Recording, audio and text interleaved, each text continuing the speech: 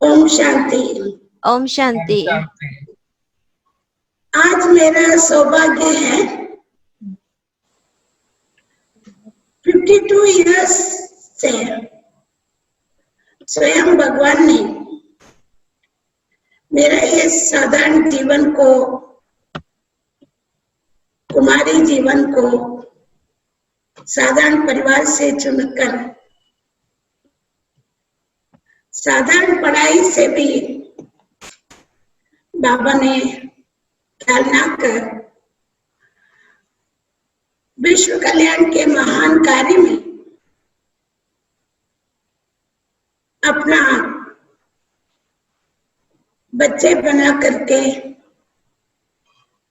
मेरा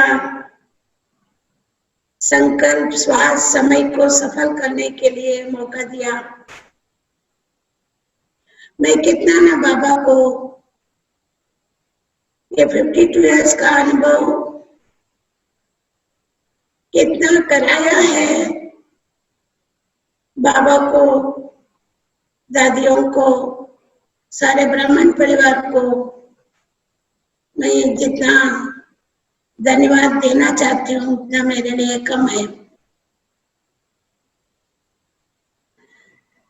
जैसे मैं 52 इयर्स से पहले 68 में साकार में बाबा होते हुए बेंगलुरु महानगर में दादी हृदय पुष्पा के पास ज्ञान लिया। उसके पहले मेरा लौकिक जीवन, पढ़ाई का जीवन था। उधर भी मेरे विशेषता से टीचर्स बने, जैसे स्कूल में लीडरशिप, बच्चों का डिसिप्लिन संभालना और टीचर्स को हर बात में मदद करना। और टीचर्स स्कूल की ओर से कहाँ भी कंपटीशन में, चाहे भाषण, चाहे स्पोर्ट्स के रूप से भेजते थे, उन सब बातों में भाग लेते थे, प्राइज भी लेते थे। ऐसे कई बार हमारी लौकिक टीचर से कहती थी, लक्ष्मी आपका भविष्य बहुत उज्जवल है, आपका जीवन श्रेष्ठ होगा, आदर्श होगा। ये सब मैं नहीं जानती थी क्या होगा, और उन्हें भी मालूम नहीं है मेरा जीवन किस बात में श्रेष्ठ बनेगा। तो आखिर वो दिन आया।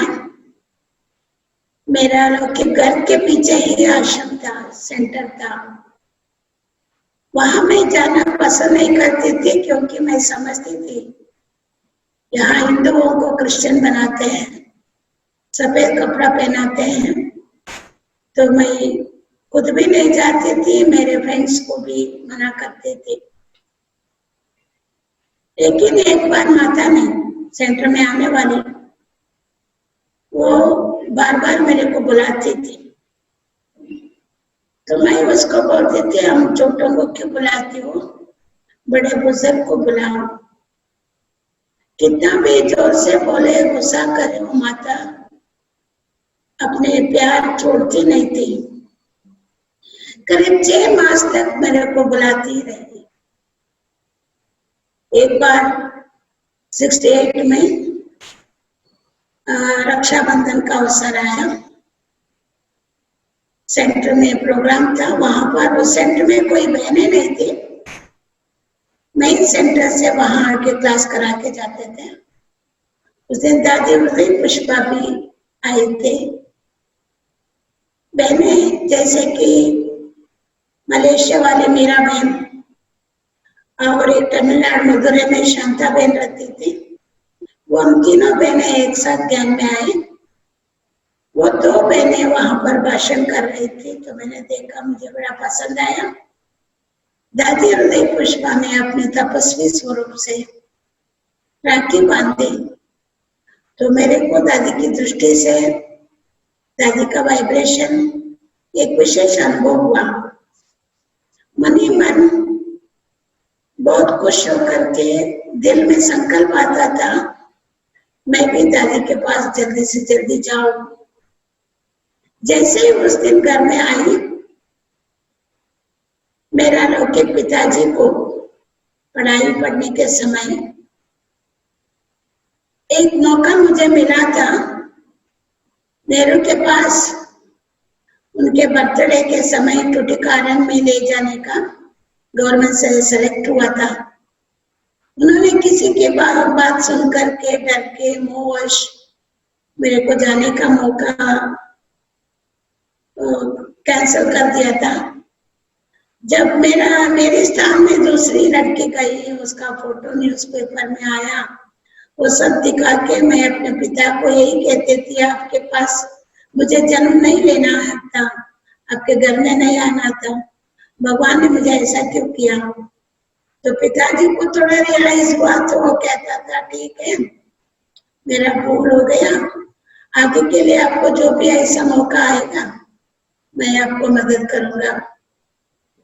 तो देखिए इसका बैकग्राउंड, मुझे बाबा के पास आने के लिए कोई प्रकार का बंधन ना हो, ये एक एग्जाम्पल हो गया था। तो मैं घर में आने के बाद 2 दिन के बाद गणेश चतुर्थी आया, तो उसी दिन मैंने सोचा आज ही मुझे आश्रम पे जाना, दादी माता जी के पास जाना। तो पिताजी को बोली, आपने मेरे को वायदा किया है, मैं वहां पर आश्रम में जाना चाहती हूँ, मेरे को किसी ने बुलाया नहीं, मेरे को कुछ पता नहीं है, आप आकर के वहां से बातचीत कीजिए और वहां जो भी फीस आदि बांध रहा हो बांध लीजिए, मेरे को वहां रख के आइए। तो उन्होंने बोला अच्छी बात है, लेकिन आपको इतने जल्दी इतने छोटेपन में मैं भेजना नहीं चाहता हूँ, आपको अब थोड़ा पढ़ो, फिर बाद में नौकरी करो, अपने पाँव पर रह के भले जाओ। तो मैंने बोली नहीं, मैं चाहती हूँ अभी जाने के लिए। तो उन्होंने प्यार से समझा करके तक गए, फिर जोर से बोला, आपको थोड़ा दिन बड़े होने के बाद दिल होंगी शादी करने का, फिर मेरा नाम बदनाम करेगी आदि आदि बोला। तो मैंने बोले ऐसा कभी नहीं होगा, मेरा इस जीवन में आपका नाम बदनाम हो ऐसा काम मैं नहीं करूंगी। फिर उन्होंने शांति से मेरे को जाने के लिए छुट्टी दिया। मैं दादी के पास गई, क्योंकि सिटी में मेन ब्रांच था, ये एक्सटेंशन में ब्रांच सेंटर था, वहां से गई। उस दिन वहां गणेश चतुर्थी का बड़ा प्रोग्राम रखे थे, सारा अरेंजमेंट हो रहा था। मेरा बहन शांता बहन ने मुझे देखा तो दादी के पास ले गई। दादी को भी बड़ा आश्चर्य हुआ, ये बहन कैसे आई, क्योंकि उन दिनों में कोई कन्याएं इतनी आसान से घर से नहीं निकलती थी। तो दादी पूछी आपको कैसे आना हुआ, किसने बोला? तो मैंने बोले मैं खुद ही आई हूँ, मेरा लौकिक पिता से परमिशन लेके आई हूँ, वो कल आएगा आपसे बातचीत करेगा। तो दादी खुश हो गई, मैं रही रात को वहां आई। दूसरे दिन सुबह ठीक 10 बजे पिताजी आए, दादी जी बातचीत करके दादी ने ये कहा, ये हमारी संस्था की ईश्वरीय मर्यादाएं हैं, उस पर आपकी लड़की चली तो हम इसको इधर आगे बढ़ाएंगे, अगर नहीं चल सकते तो आपको वापस भेजेंगे। पिताजी भी बड़ा खुश हुआ, ठीक है आप लिख के देना हमको, ऐसा बोला दादी ने। तो पिताजी लिख के दिया और मेरे को भी पिताजी भी समझाया और दादी भी समझाई। उसी घड़ी मैंने अपने मन में दृढ़ संकल्प किया, मेरा आजीवन ऐसी श्रेष्ठ जीवन, पवित्र जीवन मैं निभाऊंगी। ऐसा संकल्प करते हुए उस दिन से आज तक मैं लौकिक घर में नहीं गई हूँ। जब पिताजी शरीर छोड़ा मैं जाके आई हूँ, बाकी घर में रहने के लिए कभी गई नहीं। उनको भी मैं ज्ञान मार्ग में आगे बढ़ते हुए देख के बड़ी खुशी हुई थी, माता पिता को, संबंधी वालों को, भाई बहनों को। बाकी बड़े दादी उदय पुष्पा ने बहुत अच्छा पालना दी। दादी के पास हम 7 बहनें थी, हम तीनों से बड़ी बहनें भी थी। मेरा बहन, शांता बहन और मैं तीनों छोटे थे। तो रोज दादी हम सबको ड्यूटी बांटती थी। रात को सबका पुस्तक करती थी और कचहरी करती थी। कचहरी करते करते बाबा की हिस्ट्री सुनाते थे, यज्ञ का हिस्ट्री। यज्ञ की हिस्ट्री इतना इंटरेस्ट होता था, दादी भी बड़ी खुशी से उमंग से सुनाती थी। कभी रात भर सुनाती थी, कभी 2 बजा था, कभी 3, कभी 4। वो हिस्ट्री सुनते सुनते जैसे कि हमारा जीवन में परिवर्तन आ गया। हम महसूस करते गए कि मैं भी सचमुच है कि मैं थी। वहां से हम लोग यहाँ पर आए हैं, फिर बाबा ने वापस हमें यज्ञ में लाया है। तो इस खुशी से दादी जो कुछ बोलती थी उस पर हम लोग चलते थे। और मुझे दादी ने बड़े प्यार से सभी बातों पर अटेंशन दिया, सिखाया। और दादी के पास मैं करीब 6 महीना थी। उसके बाद दादी हृदय पुष्पा को उन दिनों में दादी बड़ी दादी ने दिल्ली रजौरी गार्डन में भेजी। बाद में उसी जगह में दादी की जगह में रोजी बहन को भेजे बैंगलोर में। तो आप लोग जानते हैं जिस दादी से हम लोग जन्म लिया, पालना लिया, वो दादी गए तो हम लोग कितना दुखी होते हैं, नेचुरल है। फिर भी ज्ञान के द्वारा हम लोग अपने मन को चेंज करते हैं। लेकिन मन में ये संकल्प आया, मुझे भी हिंदी सीखने के लिए नॉर्थ में जाना है। वो दादी को बोली, क्योंकि मैं जब 1968 में ज्ञान में आई, बाबा साकार में था, दादी ने हमें मैसूर ले गई। दशहरा में 2 मास रख के सारा प्रदर्शनी आदि कराई थी। बाबा को पत्र लिखवाई थी, प्रदर्शनी में कितने भाषा में समझाते, कितना लिटरेचर भेजते, कितने लोगों को समझाते। ये हम लोग 2 दिन में 3 दिन में बाबा को पत्र लिखते थे। बाबा भी हमको जवाब में वो राउंड टेप वाला में टेप में बाबा भर के भेजता था, याद प्यार नाम से ही भेजता था और पत्र भी लिखते थे। तो उसमें हमें बड़ी खुशी, बाबा का 1968 में यही हमको साकार मिलन मिला। 69 में दादी 21 तारीख को हमको ले जाने वाली थी मधुबन में। तब तक क्रमानुसार बाबा व्यक्त हो गए 18 जनवरी को। तो दादी का ये हम लोगों के कहना था। उस दिन सभी सेंटरों में भट्टी थी, हम लोग तपस्या कर रहे थे। दादी ने बताई थी बीच में किसी को उठना नहीं है।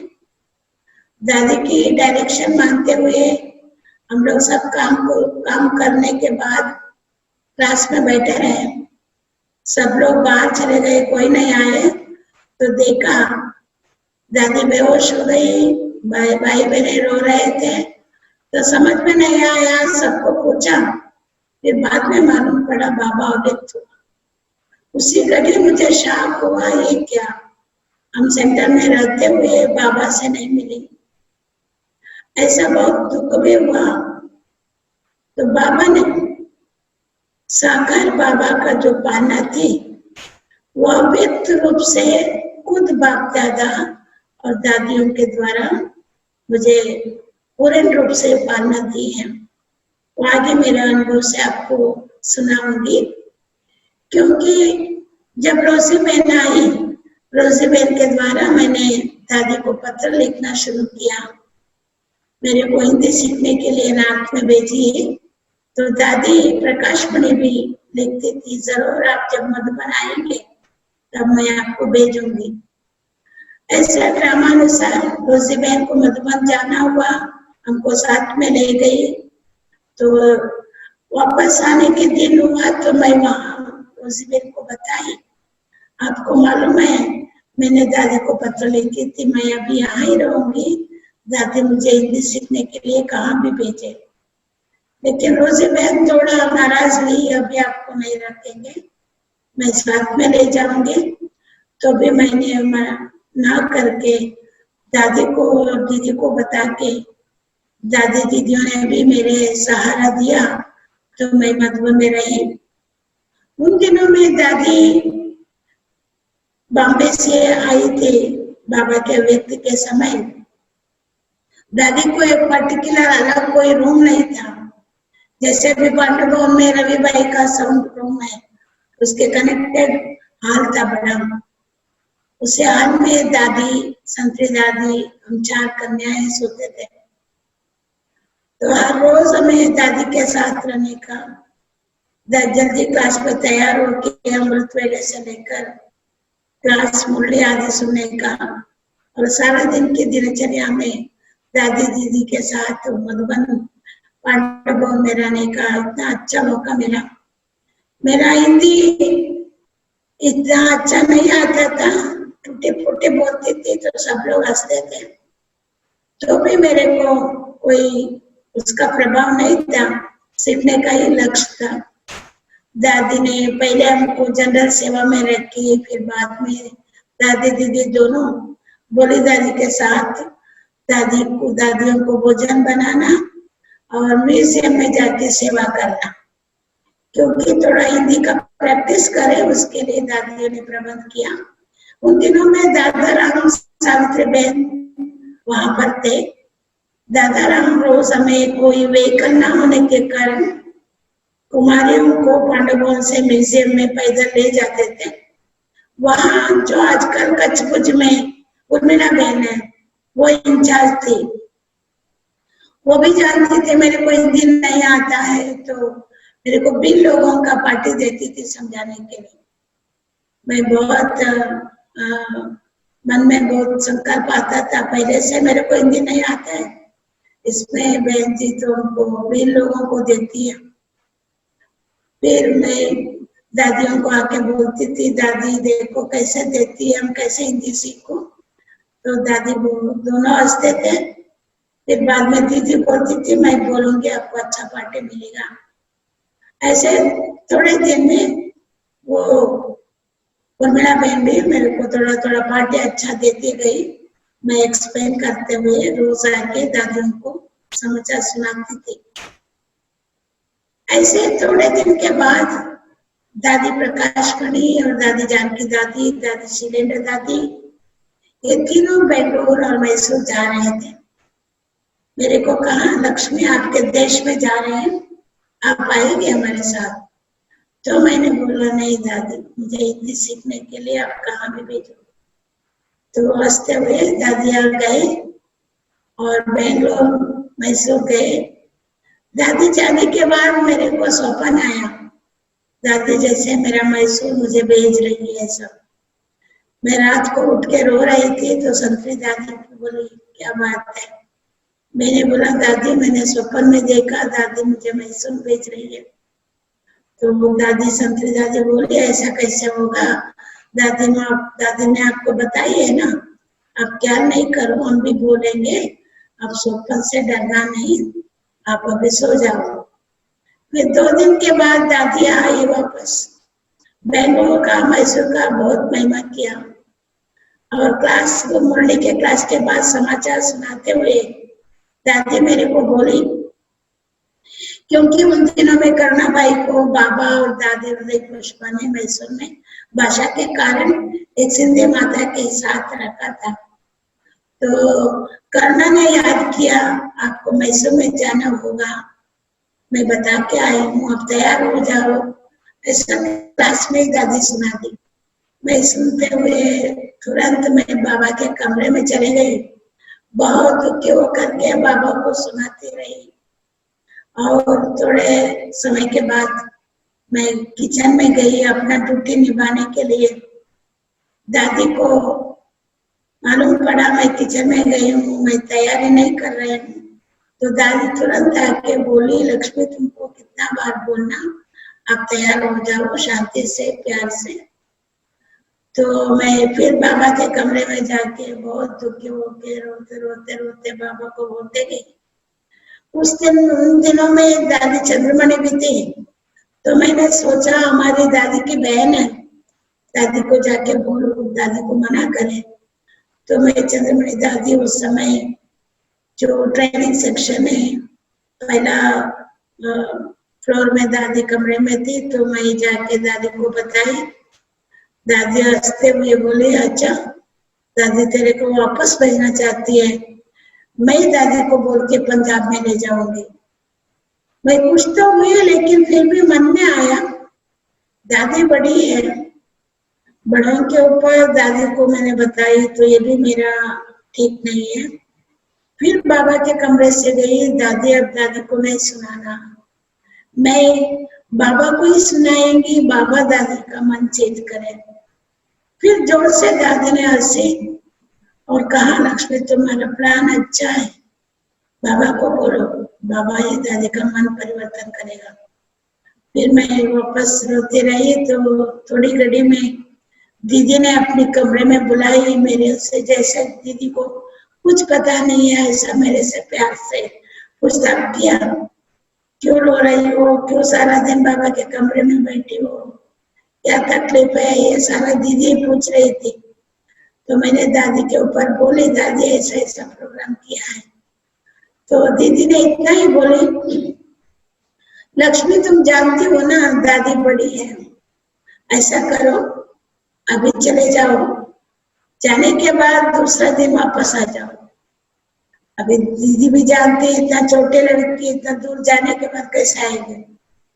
तो मैं भी सोची अभी दीदी ऐसा बोलते है तो क्या करूं। फिर दीदी की कहना मान करके मैं अपनी तैयारी में गई।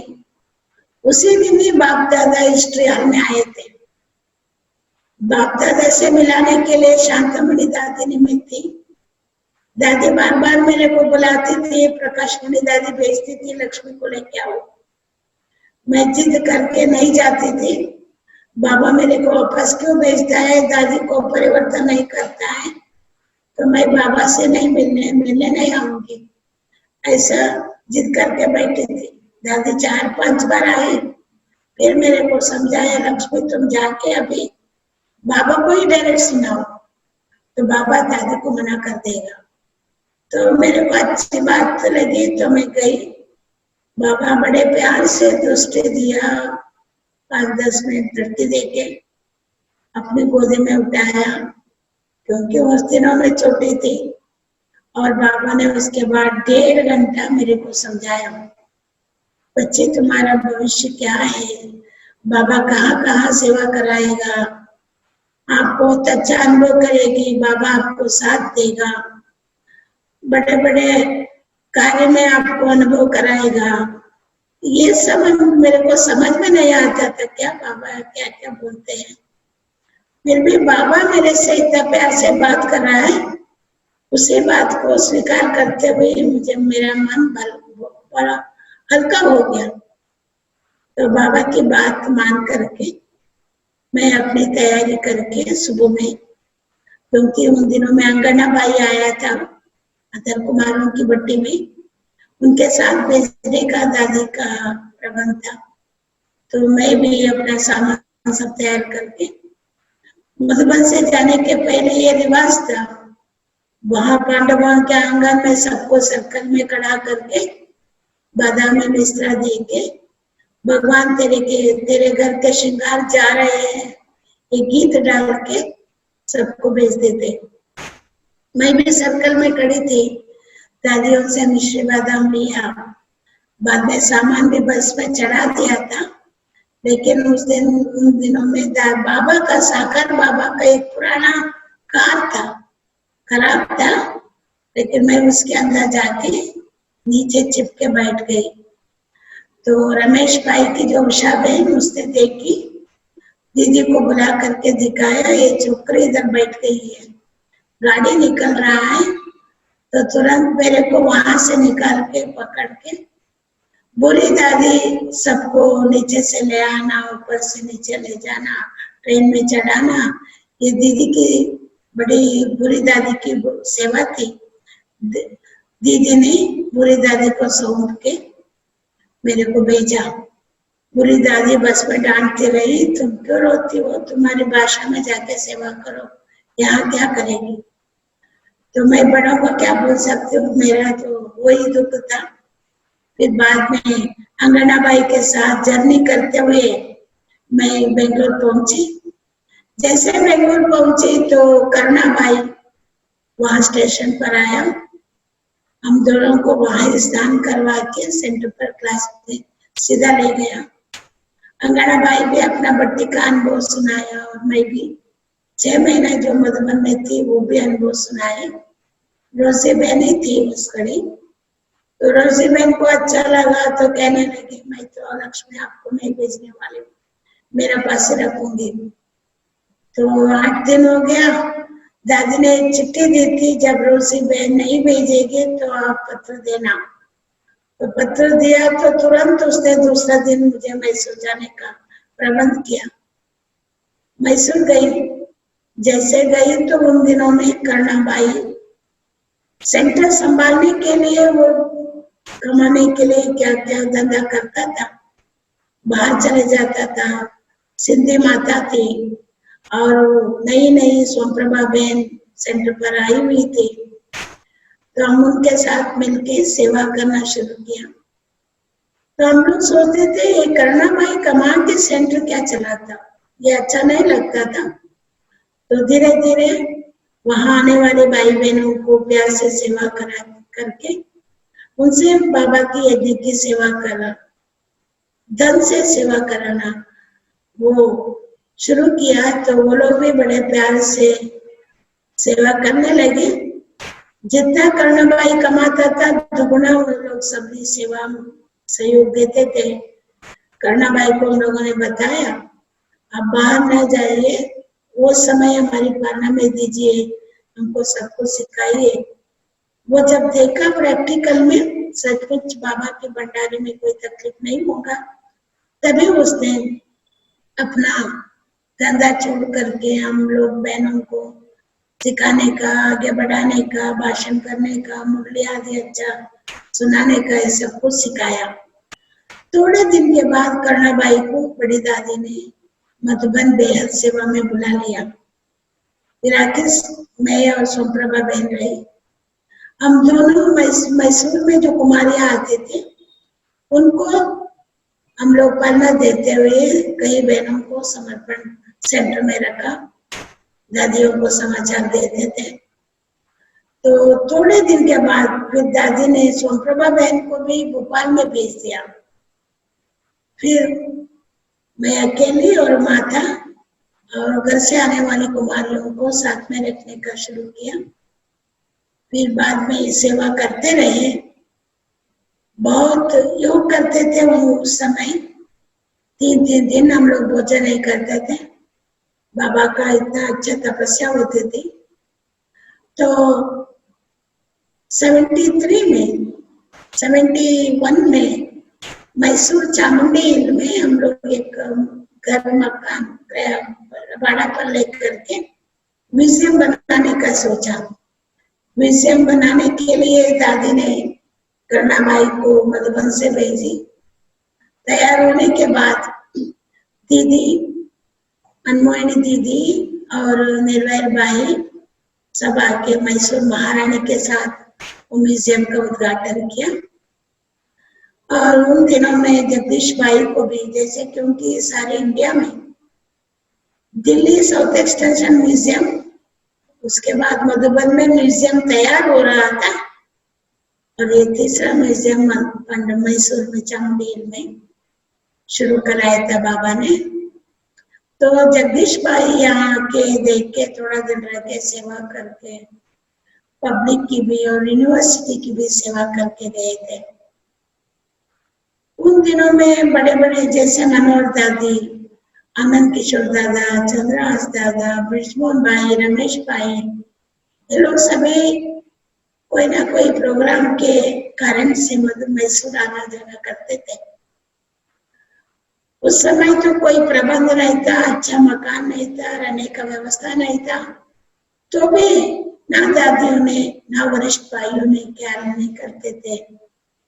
जैसे भाइयों का अलग कमरा ना होने के कारण विजिटिंग रूम में सोफा में सुलाते थे, बाहर बाथरूम में बेडशीट बांध करके बाथरूम बना के देते थे। इन सभी बातों का वो लोग कुछ भी नहीं सोचते थे और भी बड़े प्यार से हम लोगों को पालना दे करके, उमंग उत्साह दिला करके खुशी से जाते थे। और बाबा ने धीरे धीरे ऐसे चेंज कराते गया सेवा में। तो एक बार 73 में बेंगलुरु में बहुत बड़ा मेला हुई, दिल्ली से मेला मंगाई। तो कर्नाटक की सेवा इतना ज्यादा बड़ा नहीं था, थोड़ा थोड़ा बढ़ गया था। तो सभी मिलके वहां सेवा किया, तो अच्छा मेला की सर्विस हुई। मैंने उस घड़ी दादी मनोहर दादी ज्यादा आती थी, दादी भी कहती थी आप लोग सेवा करो तो दादी आएंगी। तो हम लोग हासन जिला में एक सेंटर खोल के दादी को मेले में बुलाए, आप आकर के उद्घाटन कीजिए। तो दादी मनोहर दादी को भेजी, उद्घाटन कराई।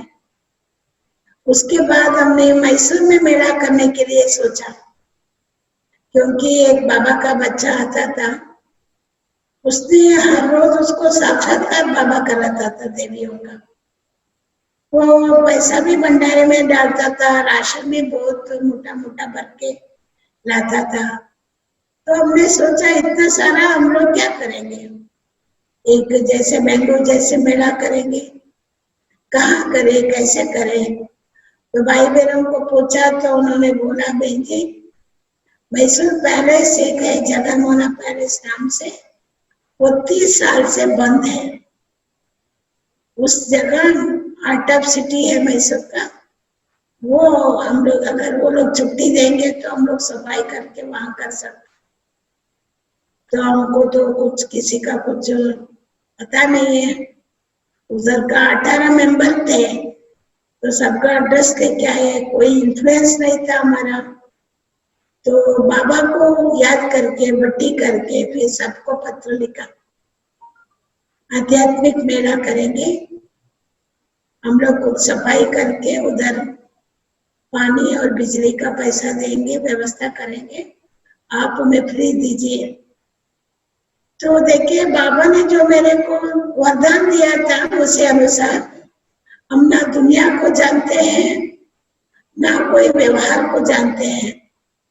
बाबा ने वो जगह 18 मेंबर्स सभी ने हाँ कर दिया, बाबा सबका बुद्धि का ताला खोल दिया। तो मुझे बड़ी खुशी हुई। अब एक बाबा के पास मधुबन गए, इतनी खुशी हुई, मैं दादी दीदियों से भी बात नहीं की थी, उसी दिन ही बाबा आया था। मैं तुरंत बाबा की मुरली के बाद बाबा को जाके मैसूर पैलेस मिला है, वहां मेला करेंगे। तो बाबा भी बोला ना आते हैं, मैं जैसे ही बोली तो मेरे को बाबा ने डेट दे दिया, अगस्त 4 तारीख को उद्घाटन करो। एक तरफ बड़ी खुशी है भगवान ने मेरे को डेट दिया, दूसरी तरफ डर है क्योंकि मैं ना दादी दीदी को कुछ नहीं बोली हूँ। दादी के पास गई तो दादी ने बोली मोटी तुम डायरेक्ट जाके भगवान को बोली हो, डेट भी लिया है, उसी अनुसार ही आपको करना होगा। ना दादी आएगी ना दीदी आएगी, उनकी दादी उनका प्रोग्राम फिक्स हो गया था दूसरी जगह जाने का। तो मेरा तो काम एक ही है, दादियां नहीं आती तो रोने का। तो दादी मेरे को समझा करके करुणाबाई को और शांतामणि दादी को भेजी। तो महारानी भी उद्घाटन करने के लिए आने का फिक्स हुआ। और बेंगलोर से हमारी दादी हृदय पुष्पा और सुंदरी माता जी और भाई बहने 200 करीब भाई बहने सेवा के लिए आने लिए तैयार हो गए। तो वहाँ करुणाबाई भी आया, सारा अरेंजमेंट करना शुरू किया। तो पैलेस भी सफाई हो गया, रहने का प्रबंध नहीं था, तो रहने का प्रबंध ढूंढ रहे थे। उन दिनों में श्रावण मास होने के कारण कोई धर्मशाला भी खाली नहीं था। तो एक लार्ज बिना पैलेस के सामने, वो रात को सो के सुबह चले जाते थे टूरिस्ट लोग। उसको पूछा हमको ये जगह दीजिए, हम लोग मेला करते हैं। उन्होंने कोई एड्रेस दिया, हमको कोई पहचान नहीं है। करुणाबाई बोला अभी बाबा से छुट्टी लेकर के आई, वो आपको थोड़ा मेहनत करना होगा, जाके ढूंढो। तो मैं वहां पूछताछ किया, हमको जगह चाहिए, हम मेला करने वाले 1 मास से, दिल्ली से मेला आने वाला है, हम लोग उसका बिजली का पैसा, पानी का पैसा देंगे। डायरेक्ट में सबको सुना लेते थे, तो मेरा बात सुन के उन्होंने, पता नहीं उनके मन में क्या होता था, बड़े प्यार से मान लेते थे। हाँ किया तो मैं खुशी से आके करना भाई को बोली। करना भाई ने बोला, ये बात की बात हम नहीं सुनूंगा, आप चाबी लेके आओ। फिर जाके उनको सुनाई तो उसने 2 चाबी था, उसने बोला जिस दिन आपको सेवा करना होगा वो 2 दिन के पहले चाबी लेके जाना, साफ करना, आप लोग यूज करना, 1 मास के बाद वापस करना। तो करना भाई को जब लेके आके दिया तो वो खुश हो गया। तो देखिए कैसे बाबा सेवा कराता है, मेरे को तो कुछ समझ नहीं है। जैसा जैसा समय संदर्भ आता है उसे अनुसार मेरे को सेवा में लग जाने का एक ही संकल्प था। लेकिन बाबा ने जो बोला था मदद करूंगा, वो प्रैक्टिकल बाबा कराते थे सबके द्वारा। तो बड़ी मेला पैलेस के अंदर खूब अच्छी तरह मेला दिल्ली से भी आया, सजाया। बेंगलुरु से भी 200 के भाई बहन आके सेवा करने लगे। सारे मैसूर के लाखों लोग क्यू में खड़े होकर के देखते थे, सुनते थे, शिविर भी अटेंड करते थे। उसके रिजल्ट 1 महीना सेवा के बाद हजारों लोग शिविर किया, आना चाहते हैं, लेकिन हमारे पास कोई सेंटर में जगह नहीं। जो सेंटर खुला था वो उसमें नीचे अगर जमीन पर बैठे तो 100-125 लोग बैठ सकते थे, तो उसमें कैसे हजारों लोग बैठेंगे। हमने फिर भी सोचा 3 टाइम 4 टाइम क्लास कराए, ऊपर छत पर भी बैठे, नीचे भी बैठे, बहुत करके लास्ट में रिजल्ट 100-200 भाई बहने निकले। जो भाई बहन उस मेले से निकले वही आज तक एक वारिस क्वालिटी बन गए। उसके बाद हम जब मधुबन के हर प्रोग्राम में, मधुबन के द्वारा चाहे दिल्ली का प्रोग्राम हुए, कहाँ भी प्रोग्राम हुए, हम लोग सब उस प्रोग्राम देखने लिए भाग लेते थे। तो वहां पर दिल्ली में एक बार फ्यूचर ऑफ मैनकाइंड कॉन्फ्रेंस हुआ। तो जगदीश भाई कॉन्फ्रेंस के बाद मेरे को बोला, आप मैसूर में ट्राई करो, यूनिवर्सिटी में उनके कोलैबोरेशन से ये मेला करेंगे। तो हमने हाँ करके यहाँ पर आए। हम यूनिवर्सिटी में कैसे जाना, क्या बात करना, कुछ पता नहीं। लेकिन मेरे से निकले हुए कई भाई बहन एजुकेटेड बड़े बड़े VIPs पे आए थे, उन्होंने सारा प्रबंध किया और यूनिवर्सिटी वाले भी मान लिया उसके कोलैबोरेशन से करने के लिए। जगदीश भाई को समाचार दिए तो जगदीश भाई बड़े खुशी से प्रोग्राम अरेंज करने के लिए डायरेक्शन दिया। उसके अनुसार मैंने जो देखा था दिल्ली में, ऐसे ही सब लोग आएंगे यहाँ पर, ऐसा सोच करके मैंने अलग अलग से सबको फोन किया, निर्भय भाई को, रमेश भाई को, ब्रजमोहन भाई को। तो उन्होंने सबने खुशी से मान लिया, आएंगे आएंगे। जब इन्विटेशन छापा, सबको भेजा, तो पहले जगदीश भाई को मैंने फोन किया, भाई साहब आपको इन्विटेशन मिला है, आपको जल्दी से आएंगे। तो उन्होंने कहा नहीं, अभी मैं इस समय आने का नहीं होता है, दोबारा कभी आऊंगा। तो जैसे बोला वैसे मेरे को बहुत रोना हुआ और कहा, भाई साहब आपने बोल के आप कैसे नहीं आएंगे, आप ऐसा कीजिए, ये एक बार आ जाना, दोबारा कभी नहीं आना मैसूर में, लेकिन यूनिवर्सिटी सेवा में आपको जरूर आना है। रिक्वेस्ट किया तो उसने हंसते हुए कहा, ठीक है, मैं आपके कहने अनुसार एक बार आ जाऊंगा। फिर मैं दूसरे भाइयों को फोन किया तो उन्होंने भी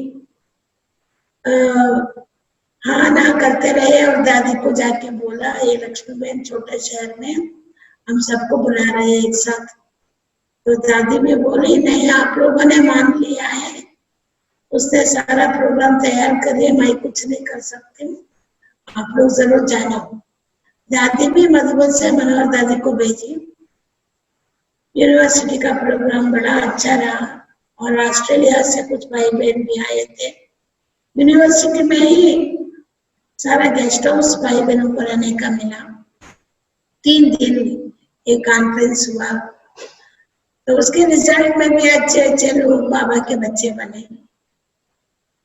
ऐसे बाबा सेवा को आगे बढ़ाते रहे। तो उसके बाद बाबा ने एक दादी विदेश गए 76 में। उस समय सारे भारत में 100 भाई बहने जो सब सेंटर के तरफ से बर्थडे में बुला करके मीटिंग किया। और ये बाप दादा ने बताया था, दादी जब वापस आएंगी 3 मास सेवा करके, आप लोग दादी को नए फूलों के नए नए आत्माओं को गुलदस्ता बना के दादी को स्वागत कराना। तो जैसे ही बाप दादा बोला, मीटिंग में भी पास हुआ, तो उसी अनुसार हम लोग ने मैसूर में आके एक दूसरे एक्सटेंशन में दिल्ली से मेला मांगा करके मेला किया। और वहां एक चौटरी में धर्मशाला में लेकर के रह के अच्छा सेवा हुई। तो 150 के करीब लोग निकले क्लास में आने का। तो मकान ढूंढ रहे थे, कोई मकान नहीं मिला। फिर बाद में वहां प्रीमियर स्टूडियो, एक स्टूडियो था फिल्म स्टूडियो, उनको रिक्वेस्ट किया तो आप हमें यही जगह दीजिए, इसको हम आश्रम बनाएंगे।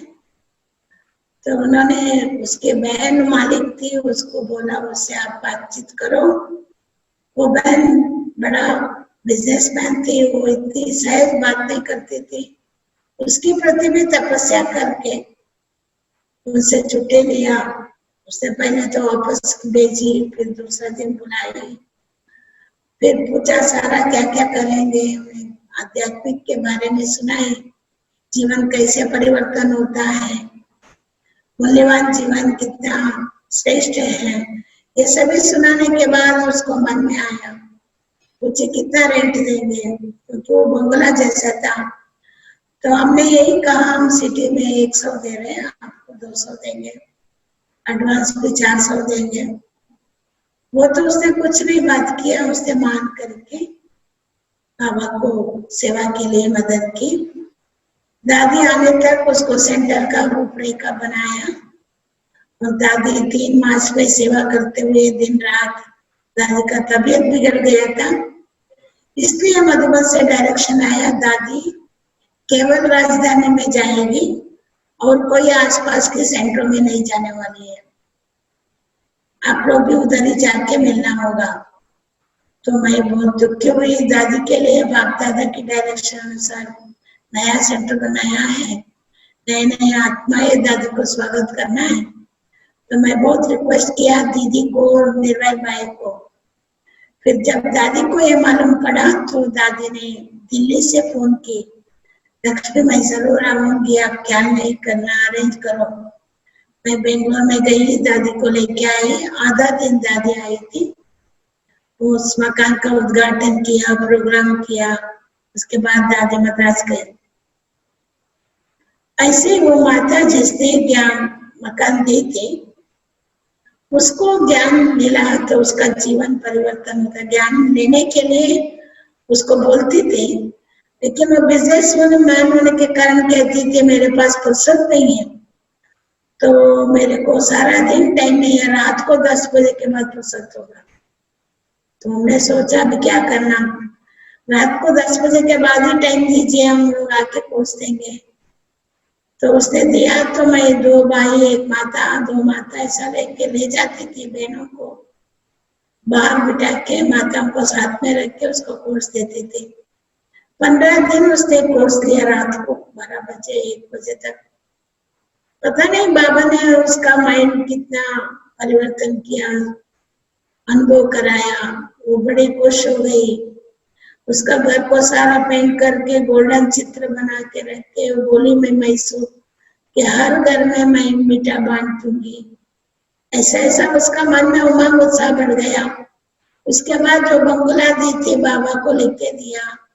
इसके अलावा उसके पास 15 एकड़ जगह था, वो रिट्रीट के लिए देना चाहते थे। उन दिनों में पांडवपुर में केवल 2.25 एकड़ जगह था। दादी को सुनाई तो दादी यही बताई, हेड ऑफिस में 2.25 एकड़ और यहाँ जाके छोटी बहने 15 एकड़ क्या करेगी, उसके पास तो कोई पैसा नहीं है। तो माता को दादी ने समझाई, आधा बेच के अब बना के दियो उसको। तो उसी अनुसार वो माता ने बेचा और खुद पैसा ले लिया। बना के तो नहीं दिया। सिल्वर जुबली के मौके में जगदेव रमेश भाई इस जगह को बड़ा पसंद करता था। रिट्रीट की जगह मेन रोड पे है। तो हम लोग तो जंगल जैसे दिखता था तो हमको कुछ समझ में नहीं आता था। रमेश भाई बोला, लक्ष्मी बहन आपको आगे मालूम पड़ेगा, अभी कुछ नहीं मालूम पड़ेगा, आप लो। फिर बाद में वो जगह लिया। रमेश भाई खुद आके रजिस्ट्रेशन कराया। फिर बाद में यहाँ पर दादी आई, बड़े बड़े मिनिस्टर्स आए, इसका फाउंडेशन लगाया, प्रोग्राम हुआ।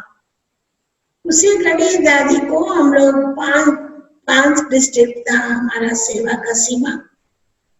वो सब कुछ करके जब दादी आई थी, दादी को इतना ही बोली, दादी कर्नाटक की 5 डिस्ट्रिक्ट में मिला था, वो सेवा पूरा किया है।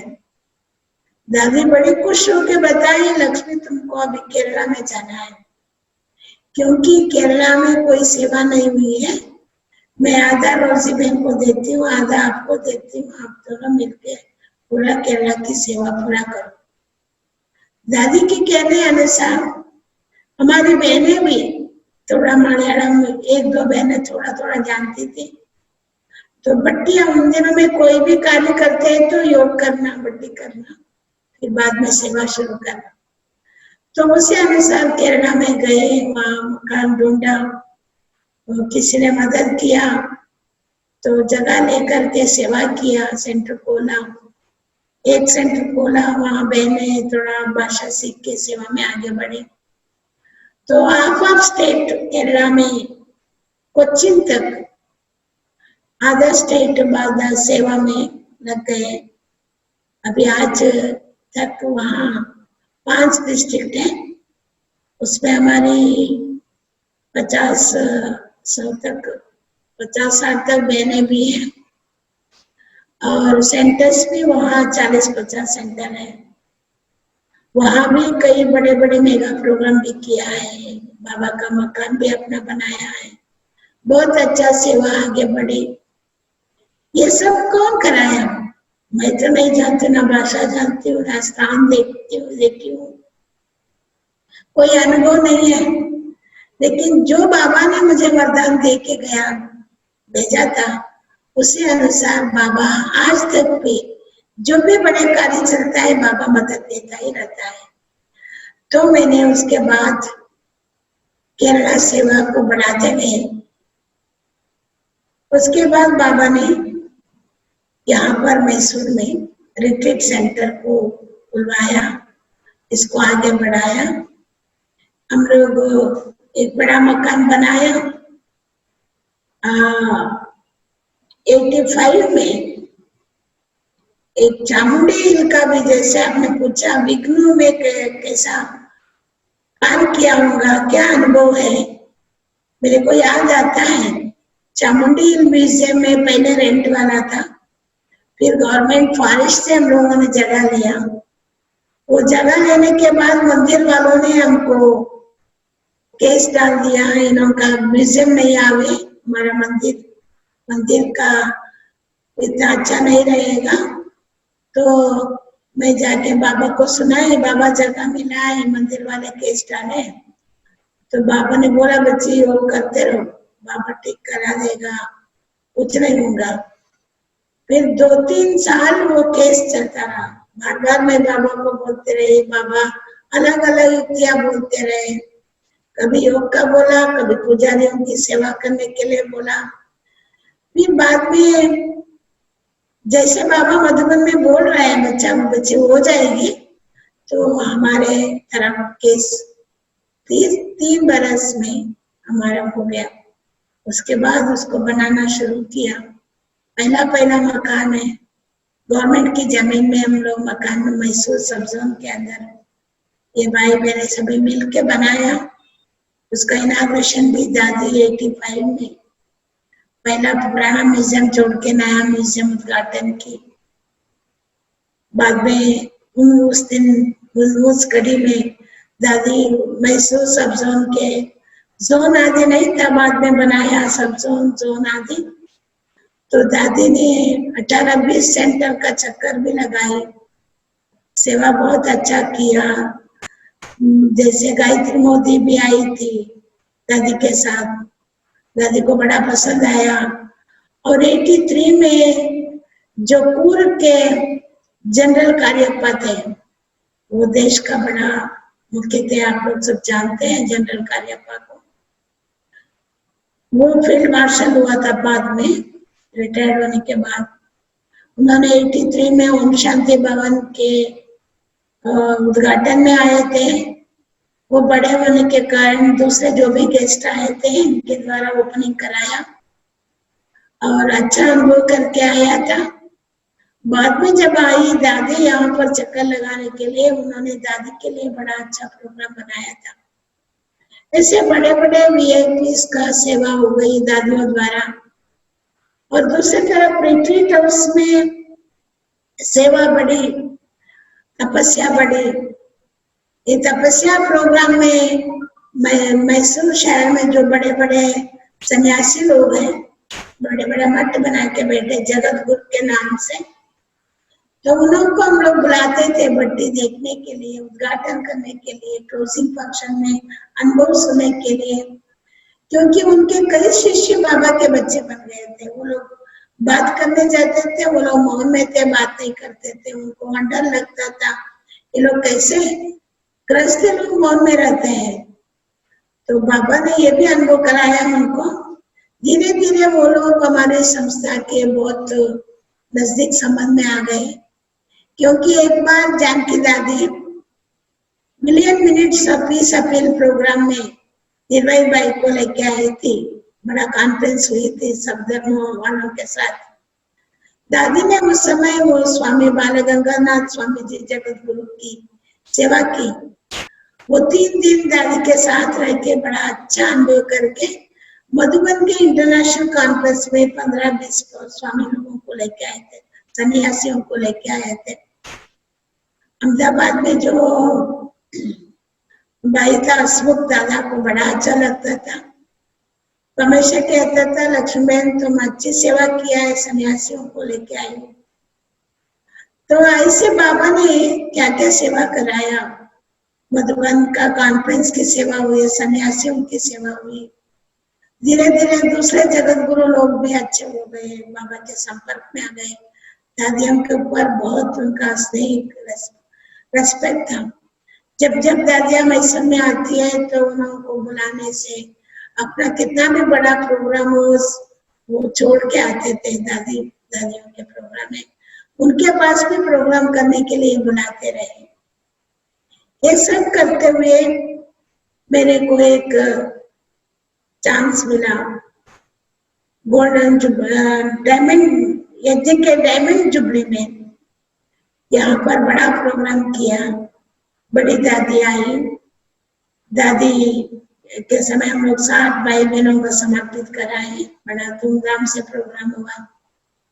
उसके 1-2 साल के बाद बाबा ने मधुबन में बाप दादा ने सुनाया शांतिवन में। दादी को शांतिवन की सेवा के लिए मदद करने के लिए कोई भी जोन की बहनें सहयोग दे सकती है।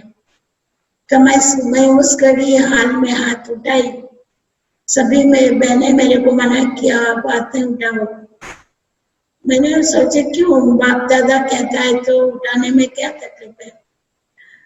तो मैं तो कोई जोन लेके नहीं आई हूँ घर से, ये सब बाबा ने कराया। तो दादी को पसंद आया, दादी ने मेरे को बुलाई। मैं मधुबन में 6 महीना थी, शांतिवन में। शांतामणि दादी के साथ 6 महीना रह के वेद की बाबा की सेवा करते हुए मुझे बेहद का अनुभव कराया। उसके बाद थोड़ा दिन यूके में भी गई थी, जानकी दादी के पास रह करके 1 मास 40 सेंटरों में चक्कर लगा के दादी की पालना लेके वापस मैसूर में आई। मैसूर में शहर के अंदर गवर्नमेंट की जगह लेके एक बड़ा मकान बनाने का, मैसूर सब जोन का जोनल सेंटर बनाने के लिए मौका मिला।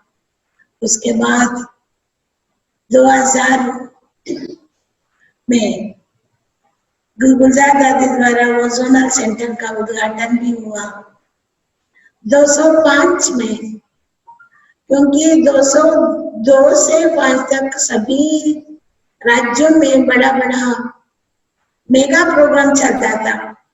हम लोग भी कई बार सोचते थे हमारे मेगा प्रोग्राम करना चाहिए, लेकिन एक दिन के लिए इतना पैसा खर्चा करना, इतना मेहनत करना फालतू है, ऐसा सोच के मीटिंग करके हम बंद कर लेते थे, उसको आगे नहीं बढ़ाते थे। जब कर्नाटक का टर्न आया तो बाबा ने हम सबको खड़ा किया।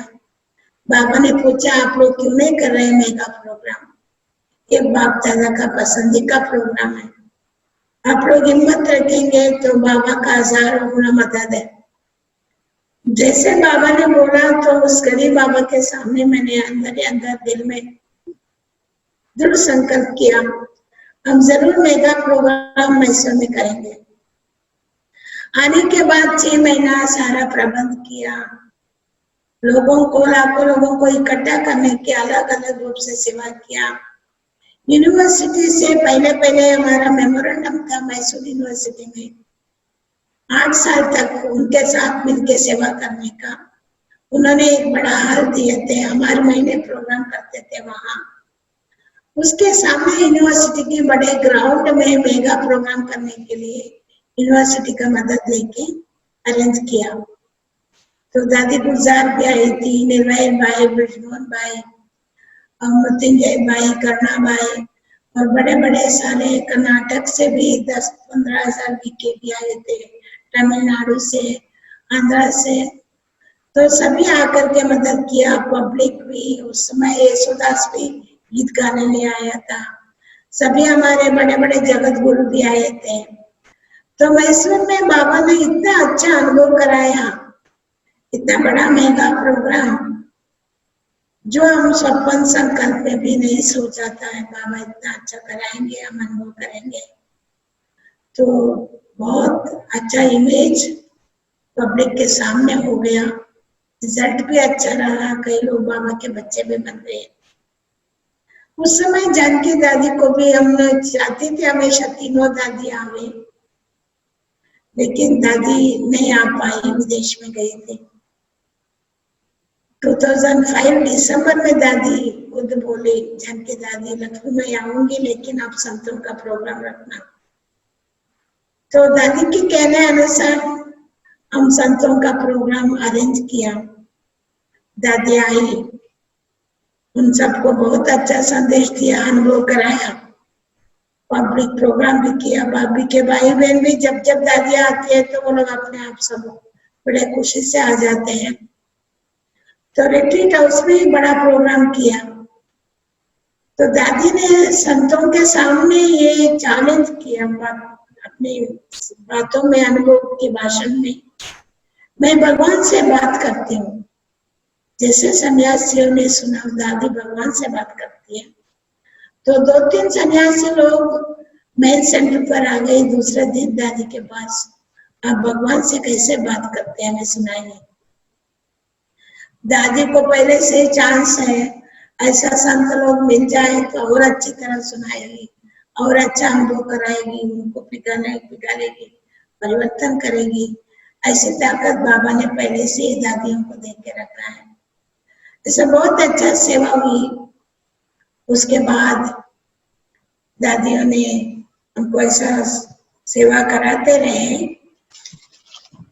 2000 14 तक ये रिट्रीट हाउस में सारे जोन की भाई बहनों की बटिया करते थे। रहने का जगह कम होने के कारण एक बड़ा बिल्डिंग बनाया, वो 9 साल बांधा, क्योंकि ये राजधानी नहीं है, गरीब लोग हैं, सेंटर्स तो बहुत है लेकिन मदद भी ऐसे। फिर भी बाबा ने अपने बच्चों द्वारा इतना बड़ा मकान, 500 लोग रहने का मकान बनवाया, 5 फ्लोर बनवाया। तो उसका उद्घाटन भी बाप दादा ने मधुबन में कराया।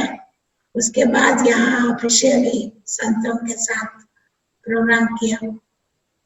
तो उसके बाद भी सारे इंडिया से भाई बहने अलग अलग विंग्स की सेवा, बटिया सेवा, ये चलते रहे, बहुत अच्छा सेवा होते रहे, केरला की सेवा भी होते रहे।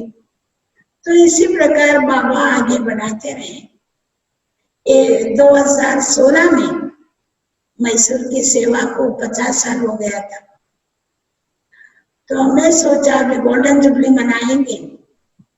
तो गोल्डन जुबली मनाने के लिए पहले मधुबन गए, मधुबन में मनाया, फिर बाद में यहाँ आकर के मैसूर यूनिवर्सिटी का मैदान बड़ा जगह लेकर के आउट ऑफ सिटी में बड़ी मेला अरेंज किया, बॉम्बे से मूवी मॉडल्स भी मंगाया, खूब सेवा हुई। 1 महीने तक बड़ा मेला, हमारे सब जोन के हर एक सेंटर वाले जिम्मेवारी उठा के तन मन धन से सहयोग देके इतना अच्छा सेवा किया, जो मैसूर वालों के लिए यादगार रह गई, जो आज तक पूछते रहते हैं ऐसी सेवा दोबारा कब करेंगे।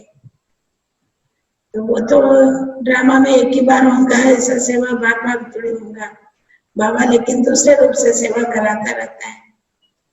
तो ऐसे ही 2017 में जानकी दादी को दोबारा आने का मौका मिला। दादी पहले बार जब आई थी तब संतों को बोली थी, क्योंकि संत लोग सन्यासी जो जगत गुरु लोग हैं वो बुलाते थे, दादी आप फिर कब आएंगे। दादी हमेशा यही कहती थी आप लोग संतों को इकट्ठा करो तो दादी जरूर आएगी। वो लोग भी आश्वासन देते थे हम जरूर करेंगे। तो 2017 में दादी जनवरी मास में आई थी, तो यहाँ बहुत बड़ा प्रोग्राम रिट्रीट में ही किया। हमारे कर्नाटक के भाई बहने 10,000 के ऊपर आए, बहुत बड़ा प्रोग्राम हुआ। उस समय भी 30-40 भाई बहने समर्पित हुई, तो बहुत अच्छा एक विशेष प्रोग्राम हुआ। फिर दादी अभी बेंगलोर में नहीं आई थी बड़ा प्रोग्राम में तबीयत के कारण, लेकिन 2020 में हम सब ने रिक्वेस्ट किया दादी आपको बेंगलोर में जरूर आना, तो दादी आई, वहाँ अच्छा प्रोग्राम किया। कर्नाटक की 60 इयर्स का सेलिब्रेशन भी बड़ा धूमधाम से हुआ, साधु संतों की भी सेवा हुई, सारे कर्नाटक के बड़े बड़े मिनिस्टर साधु की भी सेवा हुई, पब्लिक वीआईपीस की। उस समय हम लोगों ने यही सोचा, दादी को 104 बरस हुआ है, उसका बर्थडे हम मैसूर वाले अलग मनाएंगे बेंगलोर में। उन्होंने मान लिया था उसी अनुसार, क्योंकि जनरल रूप से उन्होंने दादी का बर्थडे भी खूब जोरदार से किया था। हम लोग दादी फिर से हमारे पास नहीं आ सकती ना तबीयत के कारण, ये सोच करके अलग से प्रोग्राम किया। दादी का बर्थडे का हाल अच्छी तरह अरेंज किया, प्रोग्राम बनाया। बहुत सभी भाई बहने कर्नाटक के बैठे थे, सभी खुश हुए। दादी द्वारा हमें वरदान भी मिला, बेंगलोर मैसूर हर बात में हमेशा साथ साथ होते हैं। ये दादियाँ शुरू से जब आती है तो बेंगलोर जरूर मैसूर जाती है, मैसूर के प्रोग्राम बनते हैं तो बेंगलोर में आती है। ऐसा ये दोनों एक जोड़ी होकर विशेष सेवा होते रहे। दादी को बड़ी खुशी हुई, हम सबको अच्छी दृष्टि देके, टोलियां देके, वरदान देके दादी बेंगलोर के प्रोग्राम को सफल किया, हम सबको खुश किया। उसके बाद हम लोग शिवरात्रि मनाया, फिर सुदेश दीदी आई, हम लोग अलग अलग प्रोग्राम किया, कई मकानों का उद्घाटन किया। दीदी यहाँ से गई तो कोरोना चालू हो गई, तो कोरोना से लॉकडाउन हो गया। सभी हम लोग बहने सभी अलग अलग हो गए। तो फिर हम लोग क्वारंटाइन बट्टी किया, यज्ञ का बट्टी क्वारंटाइन। 3 दिन सब मौन में रहना, किसी का मुंह नहीं देखना, बाबा के साथ रहना। फिर ऐसे अनुभव करके 3 दिन का बट्टी हम लोग 2 महीना क्वारंटाइन बट्टी किया। इसी प्रकार सभी सेंटरों में अपना अपना प्रसाद करके बाबा के साथ सेफ है। बाबा ने जो ईश्वरीय जन्म दिया, कितना स्वच्छ पवित्र जन्म दिया है, इसको सफल करते हुए सेफ सुरक्षित बाबा के साथ जी रहे हैं। तो इसके लिए हम बाबा को बहुत थैंक्स देते हैं। ऐसे मेरा छोटे से साधारण अनुभव आप सबके सामने शेयर करने के लिए आज डॉक्टर जयंत भाई और बहन जी ने मुझे मौका दिया। मैं आप सबको बहुत बहुत दिल से शुक्रिया।